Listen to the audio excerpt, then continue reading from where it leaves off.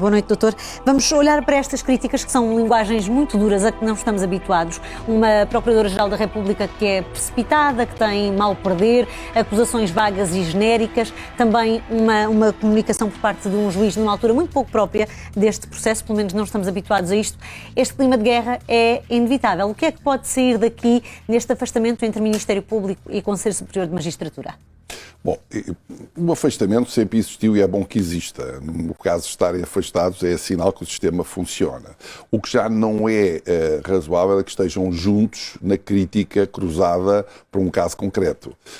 Se existisse uma declaração a dizer que o Ministério Público faz isto de acordo com a lei e o juiz dissesse, ou a Associação de Juízes dissesse, o juiz faz isto de acordo com a lei, sem se cruzar no processo, tudo estaria bem. O problema é cruzarem-se sobre um processo e aí as tais acusações sobre o processo, não sobre o sistema.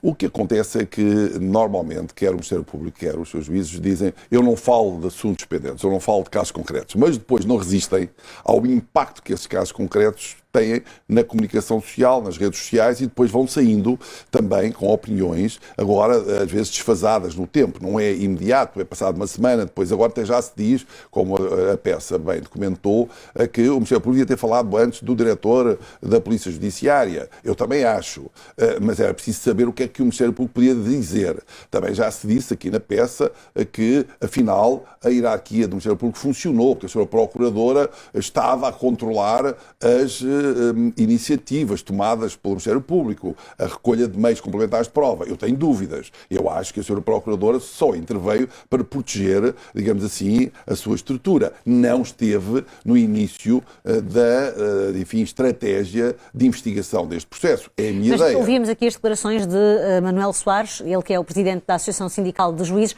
Ainda não ouvimos, por exemplo, Lucília Gago, e esse silêncio tem sido muito criticado. Já deveria ter avançado nesta altura destes dois processos, e há mais mediáticos, para justificar aquilo que tem sido a atuação do Ministério Público? Eu acho que o que disser agora é tardio, porque aquilo que um cidadão como eu pretendia conhecer era o seguinte: vão 100 polícias para a Madeira fazer 101 buscas. Porquê?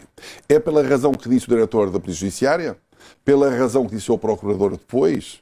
Por uma razão que os juízes dizem que não conhecem, que não sabem se era necessário ou não necessário, e discutirem uma coisa que é um princípio constitucional, que é o princípio da necessidade da proporcionalidade na fixação de medidas de coação e desenvolvimento da investigação. A nossa Constituição estabelece direitos e depois equilibra direitos. E às vezes a prisão preventiva é o equilíbrio entre o direito à liberdade e a necessidade de desenvolver um processo e de evitar a criminalidade.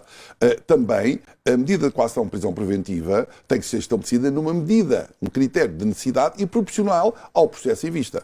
Mas já sabemos, doutor, por exemplo, que a medida de coação com a prisão preventiva se aplica quando há, por exemplo, perigo de fuga ou de continuar a perturbar o inquérito. Mas a questão aqui é, depois desta, como diz, 100 procuradores que vão, 100 investigadores da PJ que vão até à Madeira, depois temos um juiz que diz que não há sequer indícios de crime. Ou seja, não é que ele entenda que não estão cumpridos as medidas que implicam a medida de coação da prisão preventiva. Ele não encontra sequer indícios de crime.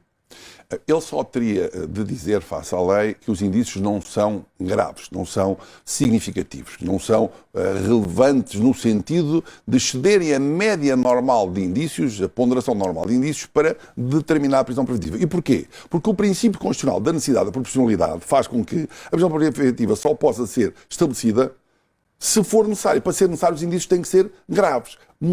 Graves acima da média, não é importantes, no sentido que há indícios. Por isso, ele avançou um bocadinho para dizer que não havia indícios. Na minha opinião, talvez tenha escrito mal, não sei, do que eu vi, ele devia ter dito que não há os indícios graves, relevantes, no sentido de serem constitutivos para eu estabelecer a prisão preventiva. Porque ele não tem nada a ver com a investigação. Este juiz de instrução não tem nada a ver com a investigação. Ele unicamente estava ali como juiz das garantias, para saber se ficavam as pessoas detidas a aguardar o desenvolvimento do processo ou se iam embora ou com outra medida de coação. Ele não tem que se pronunciar sobre o andamento do processo. Até porque o processo não arquiva por ele dizer que não há lá nada, não é? Senão Hoje, por exemplo, tivemos a oportunidade de assistir a mais um debate entre os candidatos a primeiro-ministro.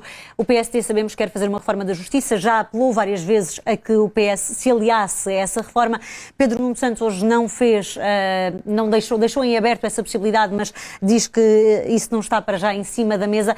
Precisamos de uma reforma e a acontecer, que reforma será essa? Que mexidas é que precisam de acontecer para que, para o cidadão comum lá em casa, este tipo de confusão, digamos assim, este nó, seja desfeito? Precisamos de uma reforma e ela só não foi feita até agora, não é por ser difícil, é porque ela não dá votos.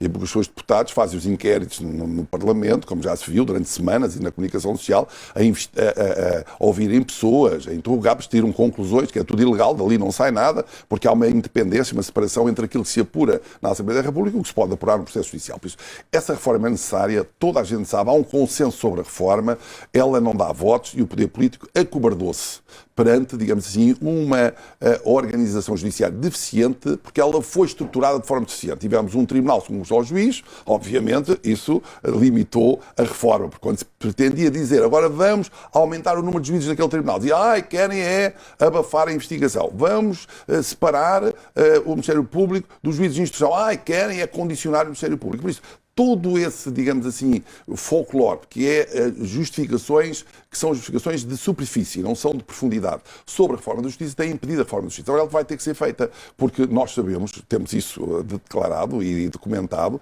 que hoje o voto popular vale muito pouco. Nós tínhamos um governo eleito pela maioria que caiu à assinatura... E caiu precisamente por uma questão de um processo na Justiça. E na região autónoma da Madeira, igual. Por isso nós sabemos, e às vezes grupos económicos que veem toda a sua administração, enfim, fora da sua gestão normal, por um processo que é aberto, que agora há a tendência e dito um princípio ético, que eu não concordo, que as pessoas mal são suspeitas devem-se demitir. E por isso elas não suportam aquilo que é um princípio fundamental do princípio da inocência, da presunção de inocência, então abandonam. E o Primeiro-Ministro fez o mesmo. Ao fazer isto, está a destruir os fundamentos da organização judiciária que nós tínhamos na Constituição. Então agora é um jogo de ping-pong.